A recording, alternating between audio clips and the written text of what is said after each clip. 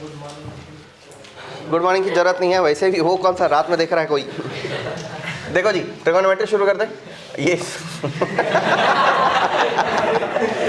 Solid angle है। Solid angle वो होता है जैसे हम आप किसी चीज़ को ऐसे ऐसे घुमा देते हैं तो ये प्लेन एंगल है, यहीं से देख लो।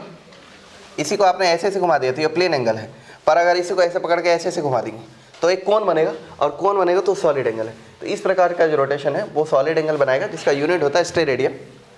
इसके बारे में हमको ज़्यादा नहीं पढ़ना, इतनी जानकारी बहुत है। और दूसरा है प्लेन एंगल।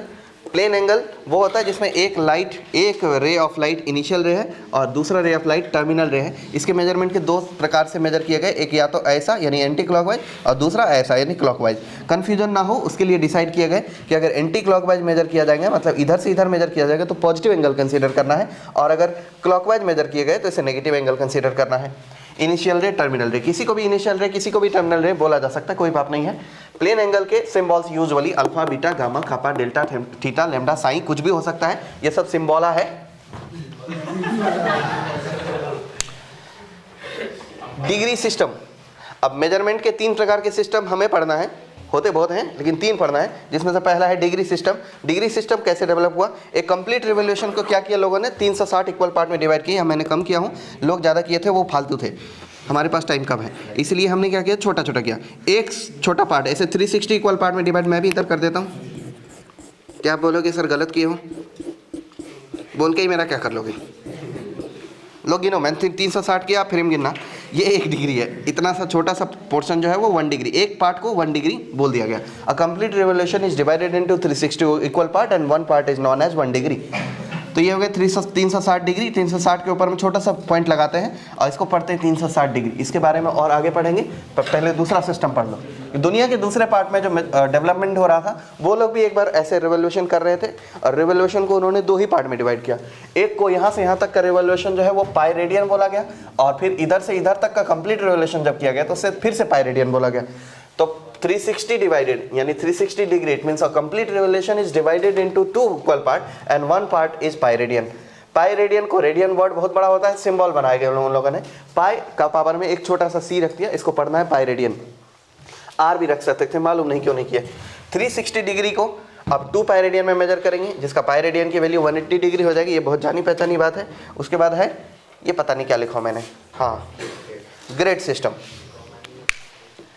अब दुनिया के तीसरे हिस्से में लोगों ने क्या किए, 90 डिग्री को ही 100 पार्ट में डिवाइड कर दिया, राउंड फिगर किया उन्होंने, इसको 100 पार्ट में डिवाइड किए। अब 100 पार्ट को इन्होंने बोला कि ये जो एक छोटा सा टुकड़ा है ऐसा वाला, इसको 100 पार्ट में डिवाइड करो और एक पार्ट को एक ग्रेड बोलो। तो 90 डिग्री को कितने पार्ट में डिवाइड कर दिया, 100 ग्रेड में। तो यहाँ ये ग्रेड सिस्टम डेवलपमेंट हुआ। सबसे ज़्यादा यूजफुल हमारे लिए होता है डिग्री सिस्टम और रेडियन सिस्टम। ग्रेड सिस्टम का कोई खास रोल नहीं रहा। अब डिग्री सिस्टम के बारे में, डिग्री सिस्टम में अगर बहुत ज़्यादा डिटेल एंगल को सीखना है या एस्ट्रोफिजिक्स पढ़ना है या बहुत दूर की चीज़ों को मेजर करना है, तो उसके लिए और भी ज़्यादा छोटे एंगल चाहिए। तो उन्होंने 1 डिग्री को ही 1 डिग्री को 60 इक्वल पार्ट में डिवाइड कर दिया और उसको बोला मिनट सिस्टम। तो 1 degree is divided into 60 equal part और एक पार्ट को बोल दिया गया है 1 मिनट। तो 1 पार्ट इज 1 मिनट। देखो जरा डायग्राम में, मैंने 1 डिग्री फिलहाल इतना बड़ा बनाया हूँ जो थोड़ा ही गलत है, पर ठीक है। 1 डिग्री इतना बड़ा मैंने ये एंगल को 1 डिग्री है, और इस एंगल को अब मैंने 360 इक्वल पार्ट में डिवाइड किया, 60 इक्वल पार्ट, 1 2 3 4 5 6 7 8 9 10 डॉट डॉट 60। तब इसमें से जो एक पार्ट है उसको 1 मिनट बोला गया। ये जो एक पार्ट है जो मैंने यहाँ डिस्प्ले करा हूँ, इसको मैंने 1 मिनट बोला हूँ। और 1 मिनट को सिंबल से रिप्रेजेंट करना है, तो इसको ऐसे लिखेंगे, 1 लिख देंगे और 1 के ऊपर एक डैश लगा देंगे। समझने वाले समझ जाएंगे कि ये 1 मिनट बोला जा रहा है। अब 1 मिनट से भी मन नहीं भरा, इससे भी छोटा एंगल चाहिए, तो उन लोगों ने फिर सेकंड सिस्टम बनाया। सेकंड सिस्टम मिनट, सेकंड, घंटे का घड़ी से कोई लेना देना नहीं है, यहाँ से है, यहाँ से वर्ड कॉपी किए गए हैं। सेकंड सिस्टम, तो सेकंड सिस्टम में क्या किया गया, अब ये जो 1 डिग्री का एंगल है, मैंने यहाँ से यहाँ तक का 1 डिग्री डिस्प्ले करा हूँ, इतना बड़ा एंगल, जबकि ये देखने में लग रहा है 30 डिग्री है, बट समझने के लिए मैंने 1 डिग्री माना। 1 डिग्री को उन्होंने 60 इक्वल पार्ट में डिवाइड किया और एक पार्ट कहलाएगा 1 मिनट। अब ये 1 मिनट को भी उन्होंने 60 पार्ट में डिवाइड किया और अब कहलाएगा ये, देखो ऐसे, ये 1 2 3 4 ऐसे 60 इक्वल पार्ट में डिवाइड कराएगा और ये कहलाएगा 1 डिग्री। सॉरी, 1 डिग्री तो ये है, 1 डिग्री का 60 इक्वल पार्ट में से एक पार्ट ये वाला जो एंगल है वो कहलाएगा 1 मिनट, और 1 मिनट को भी 60 इक्वल पार्ट में डिवाइड करेंगे तो ये जो छोटा सा एंगल है वो कहलाएगा 1 सेकेंड। तो 60 सेकेंड मिला के 1 डिग्री हो, सॉरी 1 मिनट हो गए, और 60 मिनट मिला के 1 डिग्री होते, तो ये काफ़ी छोटा यूनिट हो गया। Standard conversion. कितना टाइम लग रहा है फालतू की बात पढ़ाने में। पहला पार्ट रिजल्ट से याद रख लो, R1 360 डिग्री मतलब पाई डिग्री। एक काम करो, 90 डिग्री इक्वल टू कितना 100 ग्रेड, तो 1 डिग्री इक्वल टू 10/9 ग्रेड, ठीक है, okay. 1 grade equal to 9/10 degree. Second result, तो एक काम करो, इट सिंप्लाइज दैट, ऐसे करो x डिग्री इक्वल टू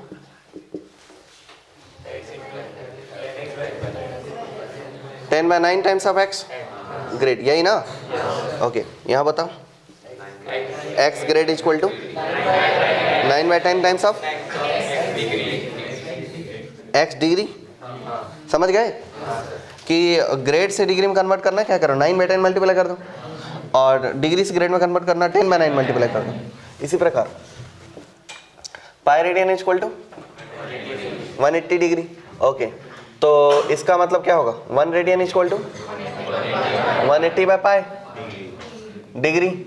इसी प्रकार x रेडियन इक्वल टू 180x/पाई डिग्री, बराबर। चलो R3 180 degree equal to pi radian, तो 1 डिग्री इक्वल टू पाई/180। अच्छा, इसमें एक और रिजल्ट आपको बताना पड़ेगा। इसकी वैल्यू लगभग 57 डिग्री होता है। 180 का वैल्यू 180 और पाई का वैल्यू 3.14। तो एक काम करो, 180 को 3 से डिवाइड करो, कितना आएगा 60, और 3 से थोड़े बड़े नंबर्स डिवाइड करेंगे तो 60 थोड़ा छोटा आएगा, तो कितना छोटा, अप्रोक्सीमेटली 57 डिग्री 20 मिनट, और उतना नहीं करते। R4 R3 क्या कर रहे थे हमें, 180 डिग्री, 180 डिग्री इक्वल टू कितना पाई रेडियन, तो 1 डिग्री इक्वल टू कितना पाई/180 रेडियन, तो x डिग्री इक्वल टू बराबर, हाँ भाई x। एग्जाम्पल देख लो, 45 डिग्री इक्वल टू कितना पाई/180 इंटू 45, क्या हुआ ये पाई/4 हुआ। तो अब इसे करेक्टली लिखेंगे तो पाई/4 रेडियन लिखेंगे, लेकिन ऐसे लिखा जाता है। कैसे लिखा जाता है, रेडियन का सिंबल नहीं लिखते। हर बार पर रेडियन का सिंबल लिखना जरूरी नहीं होता, वो अंडरस्टूड होता है कि पाई में लिखा गया है मतलब रेडियन ही है।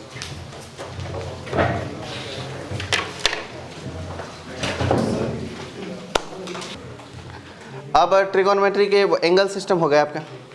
अब देख लो ट्रायंगल, यानी रिजल्ट्स बेस्ड ऑन ट्रायंगल। तो सबसे पहले ट्रिगोनोमेट्री अप्लाई होता है राइट एंगल ट्रायंगल पे। नॉन राइट एंगल ट्रायंगल पे भी ट्रिगोनोमेट्री अप्लाई हो सकता है, लेकिन आप जो पढ़ोगे वो यही है। ये रहा A, ये रहा B और ये रहा C। अगर ये एंगल को थीटा माना जाए तो इसके रेफरेंस में इसके सामने वाले को परपेंडिकुलर बोलते हैं, और 90 डिग्री के सामने वाले को हाइपोटेनस बोलते हैं, और थीटा के जो पड़ोसी एंगल होता है इसे बेस बोलते हैं, ये तो जानते हो। और अगर थीटा इसे माना जाए तो परपेंडिकुलर अपोजिट, ओके। ट्रिगोनोमेट्री के 6 रेशियो होते हैं, 6 ट्रिगोन रेशियो। डेवलपमेंट है ये। पहला साइन थीटा, साइन थीटा होता है सामने वाली खिड़की बाय हाइपोटेनस P/H। दूसरा कॉस थीटा, कॉस थीटा होता है बाजू वाली लड़की बाय हाइपोटेनस। तीसरा है टेन थीटा, और वो होता है सामने वाली खिड़की बाय बाजू वाली लड़की। इसमें रोमांटिक होने वाली कुछ भी बात नहीं है। जरूरी नहीं कि हर बार बाजू वाली लड़की सुंदर ही हो, P/B भी हो सकता है। ठीक है, बहुत ही आसान है और इसे पढ़ना बहुत ही सिंपल है। मतलब ट्रिगोनोमेट्रिक फॉर्मूले बनाने, इसका इधर उधर करना है, यही सबको यूज करते ट्रिगोनोमेट्रिक फॉर्मूले बनाने 10th क्लास में जाने होंगे आप। इसके साथ चौथा होता है साइन का वो दुश्मन कॉसेक H/P, कॉस का सेक थीटा H/B, और इसका अबे क्या चल रहा है जिंदगी में, 4 के बाद 3 हो रहा है, 10 का उल्टा कॉट थीटा, और वो होता है D/B। ठीक है, तो ये 6 होते हैं। और इसमें जब भी साइन को सेक के साथ मिलाओगे, मतलब मल्टीप्लाई करोगे, 1 आ जाएगा।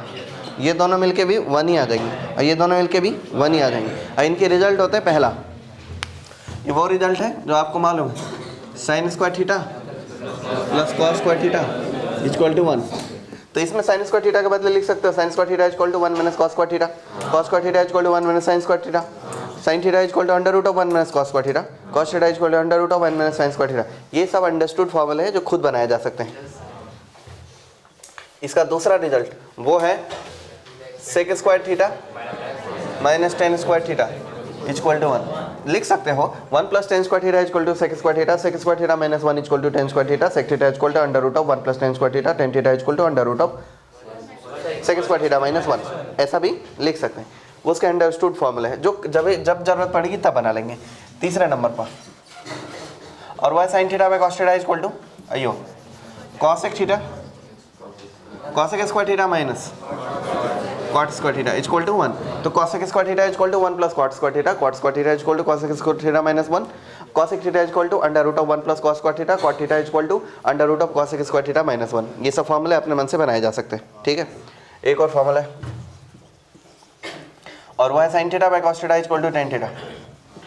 बिल्कुल हार्ड इच नहीं है। ठीक है, sine theta by cos theta equal to 10, मालूम है क्या ना? ओके, बस यही तो 10th क्लास के फॉर्मूले थे, इतना ही था ना। अब है वैल्यू टेबल देख लो, वैल्यू टेबल देख लो थोड़ा। ये थीटा ले लेते हैं और ये ट्रिगोनोमेट्री, क्या बेकार चीज़ पढ़ा रहा हूँ मैं। 30 डिग्री को π/6 बोलते, चौंक गए ना? π/4 बोलते 45 को, चौंक गए ना? ओके, और अपना π/3 बोलते हैं, ओके, π/2 बोलते हैं, ओके, क्या भाई 2π/3 बोलते हैं। अगला 3π/4 बोलते हैं, अगला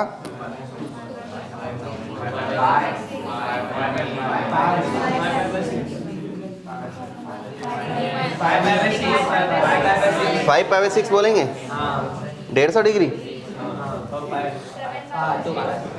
दीदी 7π/6 मतलब π प्लस π/6 हो गया जी, चमत्कार मत करो। Sine theta cos theta tan theta, इसका उल्टा लिखेंगे नहीं हम, आए 0 डिग्री, वो मैं भूल गया।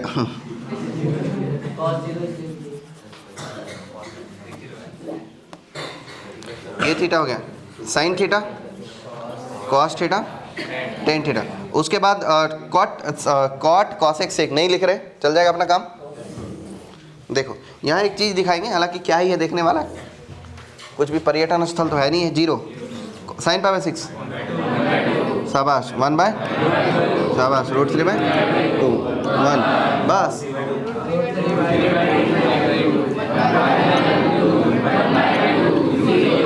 ठीक है, मतलब देख के तो लग रहा है साइन 0 से 0 पे जा रहा है, मतलब पहले ऊपर गया फिर नीचे गया, मतलब ग्राफ पहले इंक्रीजिंग ना होगा फिर बाद में क्या होगा, डिक्रीजिंग। ठीक है, ओके। इसी प्रकार कॉस थीटा बोलो 0, अच्छा 1 होता है, चल इधर से उल्टा करो,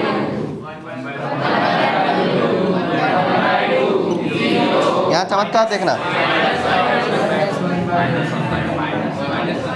-1/2 -1/√2 -√3/2 अच्छा ये 1 से -1 को जा रहा है, मतलब ये डिक्रीजिंग है, ठीक है। और 10 को क्या करो, ऊपर ऊपर दोनों डिवाइड कर दो बस, 0 1/√3 1 √3 नॉट डिफाइंड ना, इन्फिनिटी, ठीक है। 10 इन्फिनिटी, ये प्लस माइनस इन्फिनिटी दोनों हो जाते हैं, लिख देता हूँ मैं। इट डिपेंड्स के अप्रोच किधर से किया जा रहा है, -√3 बोलो, -1 बोलो, -1/√3 और ये 0 हो जाएगा, ठीक है। ये साइन cos 10 बन गया, इस प्रकार से cosec बना देंगे। अब देख लो साइन स्कीम, साइन स्कीम क्या मतलब, वो साइन ऑफ ट्रिगोनोमेट्री, छी ये भी बहुत बेकार चीज है। साइन ऑफ ट्रिगोनोमेट्रेशन डिफरेंट क्वाड्रेंट,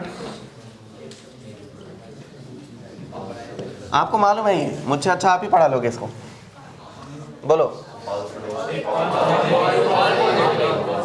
यहाँ सभी पॉजिटिव होते हैं, ऑल प्लस साइन कॉसेक 10। अब चूंकि साइन पॉजिटिव है, साइन एंड कॉसेक क्या हो जाएगा, CSC लिख दो समझ जाओगे, कॉसेक ही लिखा, कभी क्या कहना चाह रहा है समझ जाना। 10 लिखा है तो कॉट भी पॉजिटिव, और कॉस लिखा है तो सेक भी पॉजिटिव, तो ये सब प्लस है। अब बाकी सब क्या हो जाएंगे, माइनस हो जाएंगे। After school to college all student take coffee, all student बाहर में जाओ, ऐसा सब चीज़ें याद है ना आपको, ये साइन स्कीम है। आगे है इसका ग्राफिकल रिप्रेजेंटेशन, पढ़ लेते हैं ना, ग्राफ ऑफ ट्रिगोनोमेट्री, ये बहुत ज़्यादा अच्छी चीज़ है। ग्राफ ऑफ ट्रिगो रेशियो, समझना, यहाँ से मेरे को मजा आना शुरू होता है। पहले मैं ले लूँगा y इक्वल टू, पहले ले लो जीवन, जीवन क्या है, पहला ग्राफ है भाई y equal to sine x, y equal to sine x. तो देखो हैं बेटे, बहुत ही अच्छे। अब समझना, ये रहा x एक्सिस, क्या रहा ये, और ये रहा y एक्सिस। साइन x की वैल्यू कभी भी 1 से बड़ा या 1 से छोटा, कैसे नहीं, 1 से बड़ा नहीं हो सकता, पर 1 से छोटा तो हो ही सकता है, -1 से छोटा नहीं होगा। मतलब साइन x की वैल्यू -1 और +1 के बीच में करेगी लाई, क्या करेगी लाई। साइन 0 की वैल्यू कितना, ऐसे देखोगे तो ये 4 क्वाड्रेंट, ये फर्स्ट क्वाड्रेंट, ये सेकंड क्वाड्रेंट, ये थर्ड क्वाड्रेंट, ये फोर्थ क्वाड्रेंट, लेकिन इन चीज़ों को हम ग्राफ पर रिप्रेजेंट कर रहे हैं। तो मतलब यहाँ से यहाँ तक का एंगल को हम π/2 बोल देंगे, क्या बोल देंगे, तो यहाँ से यहाँ तक के एंगल को पाई बोल देंगे, और यहाँ से यहाँ तक के एंगल को 3π/2 बोल देंगे, और यहाँ से यहाँ तक के एंगल को 2π बोल देंगे। इसको क्या बोलेंगे, 2π, इसको क्या बोलेंगे 3π/2, इसको क्या बोल देंगे पाई, और इसको क्या बोल देंगे π/2। मतलब ये किसको रिप्रेजेंट करता है, फर्स्ट क्वाड्रेंट को, ये किसको रिप्रेजेंट करता है, सेकंड क्वाड्रेंट को, ये किसको रिप्रेजेंट करता है, थर्ड क्वाड्रेंट, ये किसको रिप्रेजेंट करता है, फोर्थ क्वाड्रेंट को। तो 0 से π/2 तक अगर x की वैल्यू गई तो साइन की वैल्यू 0 से 1 जाएगा, चौंक है ना। देखो जरा डायग्राम, 0 से π/2 अगर मैंने x का इनपुट रखा, इनपुट बोलते हैं x को, आउटपुट बोलते हैं y को, चौंकने वाली बात सबको मालूम है। x को क्या बोलते हैं इनपुट, y को क्या बोलते हैं। तो अगर साइन 0 है तो क्या मिलेगा, तो 0 को 0 से पास करेगा, ग्राफ नहीं करेगा। ओके, ये एक बात तो क्लियर हो जाना चाहिए कि लीनियर इक्वेशन नहीं है तो मतलब सीधा लाइन नहीं बनेगा। लाइन क्या बनेगा, लाइन ही नहीं बनेगा, कर्व बनेगा। और π/2 पर कितना वैल्यू होना चाहिए, 1। बुक में देखोगे तो 1 यहाँ पर प्लॉट किया रहता है, ऐसे ऐसे ग्राफ बनाए रहते हैं सांप जैसे, गलत है वो, मेरा ऐसे सॉल्यूशन देखो। π/2 का वैल्यू कितना हो जाएगा, 3.14 का आधा 1.56, तो 1 बढ़ा कि π/2 बढ़ा, अरे लेंथ में कौन बढ़ा होगा, 1 बढ़ा कि π/2 बढ़ा होगा, π/2। इतना वैल्यू है 1.56, तो 1 कितना, इतना, तो इतना सा गैप 1 है, छोटा सा है, ओके, ये 1 है, क्या है 1।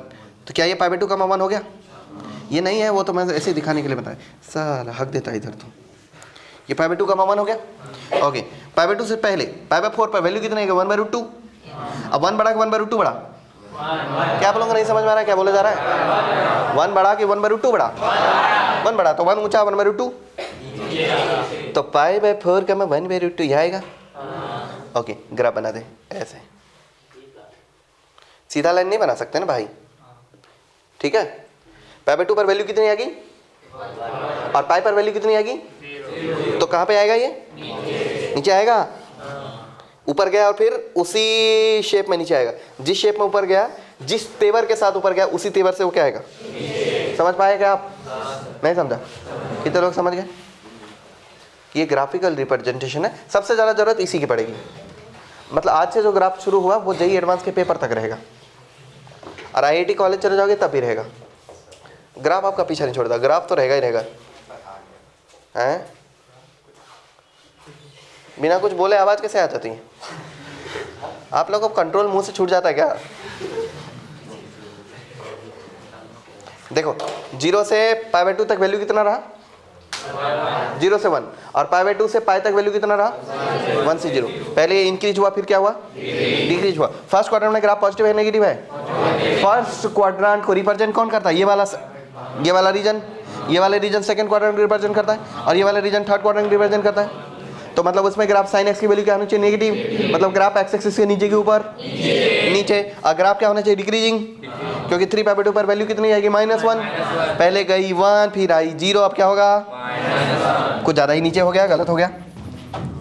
पाई पाई जोड़ के ग्राफ बनाएंगे।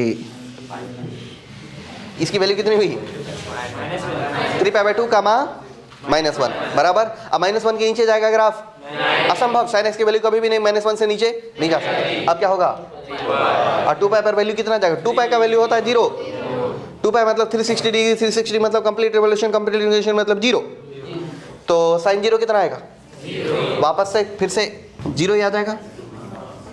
अच्छा 2 पाई के बाद जब एंगल मेजर करोगे तो फर्स्ट क्वाड्रेंट में ही आएगा ना, देख लो 0, 90, 180 पता नहीं, 270 और फिर 2 पाई, 0 pi by 2 by 3 pi by 2 फिर 2 पाई, अब फिर से 5 पाई बाय 2, तो क्या वो फर्स्ट क्वाड्रेंट के बराबर रहा।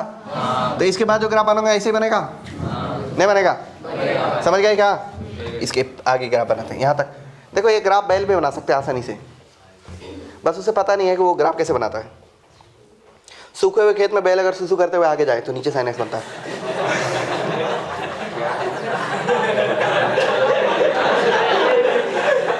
ध्यान से देखना कभी,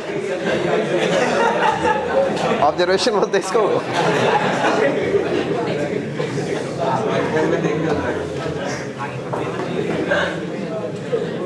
ये लो फिर से दोबारा साइन एक्स,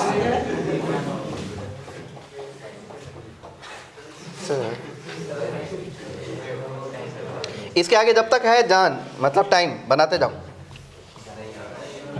इसके पीछे भी बनेगा, देखो 0 से अगर -पाई बाय 2 तक जाओगे, ये कौन सा क्वाड्रेंट है, फोर्थ, अरे क्या बुर्बक, 0 से -पाई बाय 2 तक कौन सा क्वाड्रेंट है, फोर्थ। अब फोर्थ क्वाड्रेंट में ग्राफ ऐसा कैसा बना, ऐसा, यही ग्राफ को काटो, यहाँ लगाओ, you you you you you,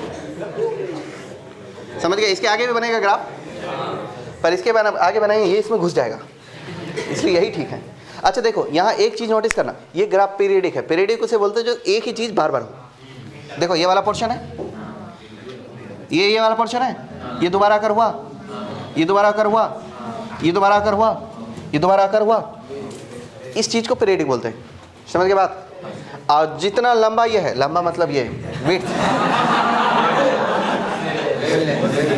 हाँ ये वेवलेंथ, जितना भी इसका वेवलेंथ है उसको लेंथ ऑफ पीरियड बोलते हैं। क्या बोलते हैं, तो ध्यान रखना, यहाँ से यहाँ तक लेंथ ऑफ पीरियड है। पीरियड लेंथ कितनी हुई, 2 पाई, तो sine x periodic with 2 pi length, sine x is periodic with 2 pi, sine x is periodic with. अब कहीं से भी ले लो, यहीं से आप 2 पाई मेजर कर लो, यहाँ से 2 पाई मेजर करोगे यहाँ तक जाएगा, कहाँ तक जाएगा मालूम नहीं, यहाँ तक जाएगा।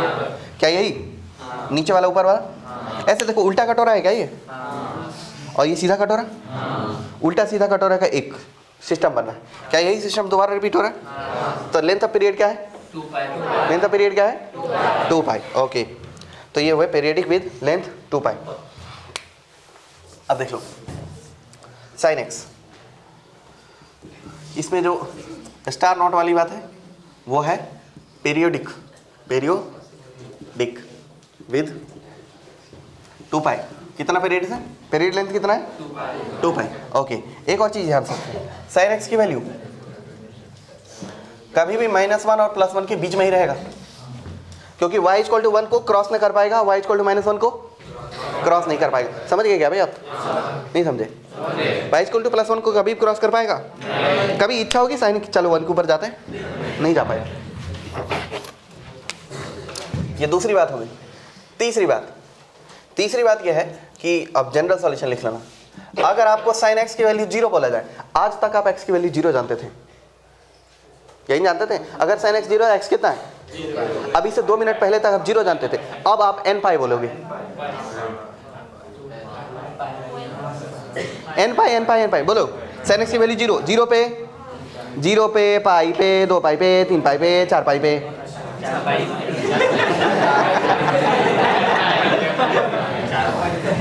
तो 0 पे, 1 पाई पे, 2 पाई पे, 3 पाई पे, 4 पाई पे, 5 पाई पे, 6 पाई पे, 8 पाई पे, n पाई पे। Sine x equal to 0 it means x equal to क्या 0 पाई। अरे 0 भी, -पाई भी, -2 पाई, -3 पाई, सब पाई 0, +- पाई, +-2 पाई, +-3 पाई एंड सो ऑन। डायरेक्ट बोल दो ना n पाई। n क्या है यहाँ? इंटीजर, पॉजिटिव भी नेगेटिव भी। समझ गए बात? अच्छा देखो, इसको जनरल सॉल्यूशन बोलते हैं। जब x की वैल्यू 0 पाई, ये सब तो बच्चों वाली बात है, पर इसको बोलते हैं जनरल सॉल्यूशन। ये भी बच्चों वाली बात है, थोड़ी बड़ी बच्चों में। अगर मैं बोलूँ साइन x की वैल्यू 1 है, it's implies that x equal to क्या बताना जरा। आप आज से पहले जानते थे 90 डिग्री, पर अब वो π/2 है। आप बोलोगे π/2 नहीं वत्स, π/2 2 पाई प्लस π/2। ध्यान से देखना, 0 plus π/2, 2 pi plus π/2, 4 pi plus π/2, 6 pi plus π/2, 8 pi plus π/2, यानी 2n पाई प्लस। चौंक गए क्या? चौंक गए? नहीं चौंके ना?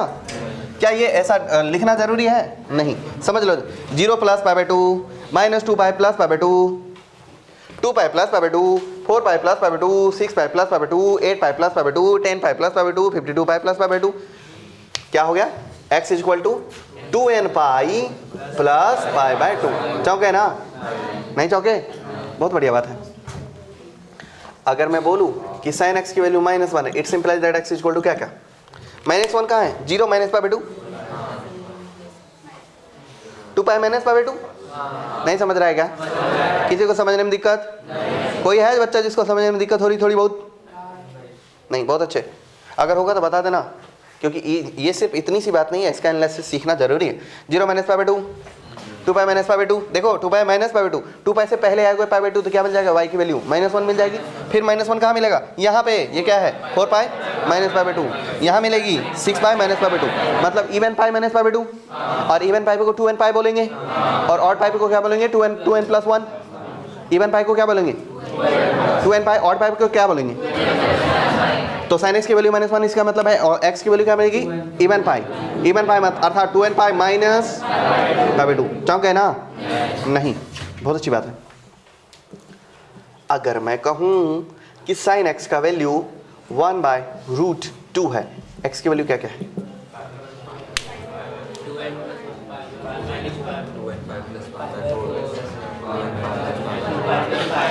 देखो यहां से इतना आ गया हमारे पर 0 + π/4, 0 + π/4, पाई -π/4। वो भी तो है, 0 पाई + π/4 और पाई -π/4 दोनों है। और क्या है? 2 पाई + π/4। समझना जरा, इवन पाई से π/4 ज्यादा, ऑड पाई से π/4। इवन पाई से π/4 ज्यादा और ऑड पाई से π/4। इवन पाई से π/4 ज्यादा, ऑड पाई से π/4। इवन पाई से π/4 ज्यादा।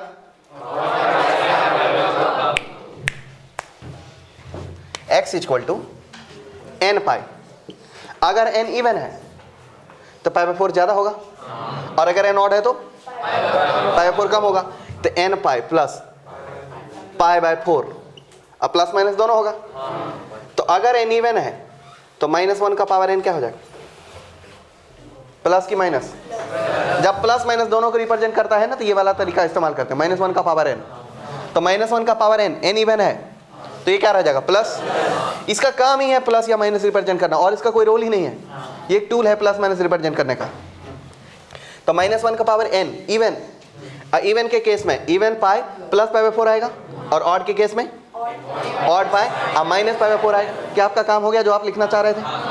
लिखने का तरीका समझ आया आपको? जो आप कहना चाह रहे थे वो ये भी यही कर रहा है, समझ गए? n पाई नहीं समझे दादा? समझे? आप बोल नहीं रहे हो, कुछ रूठे हो गया हमसे? तो 2024 में ना बोलोगे? आपका नाम क्या है? हाँ, आपसे आप ही का नाम पूछेंगे।